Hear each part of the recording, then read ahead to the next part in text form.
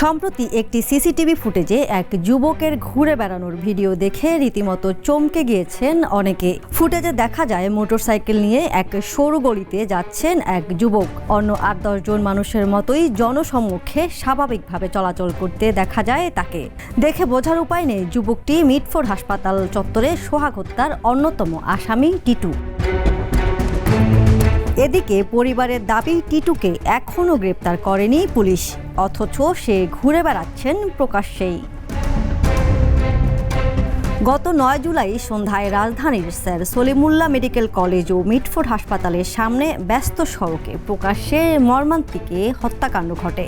হত্যার আগে সোহাগকে ডেকে নিয়ে পিটিয়ে ও ইট পাথরের টুকরো দিয়ে আঘাত করে মাথা এবং শরীরের বিভিন্ন অংশ থেতলে দেওয়া হয়।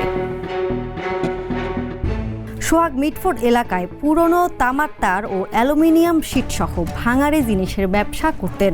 পারিবারিক সূত্রে জানায় সোহাগ একসময় যুবদলের রাজনীতির সঙ্গে যুক্ত ছিলেন। তার গ্রামের বাড়ি বরগুনা সদরে। তার ১৪ বছর বয়সী মেয়ে সোহানা ৬ষ্ঠ শ্রেণীতে এবং ১১ বছর বয়সী ছেলে সোহান ৪র্থ শ্রেণীতে পড়ে। সোহাগকে হত্যার ঘটনায় রাজধানী কোতোয়ালি থানায় গত বৃহস্পতিবার একটি মামলা হয়েছে। নিহতের বোন মঞ্জু আরা বেগম মামলাটি করেন।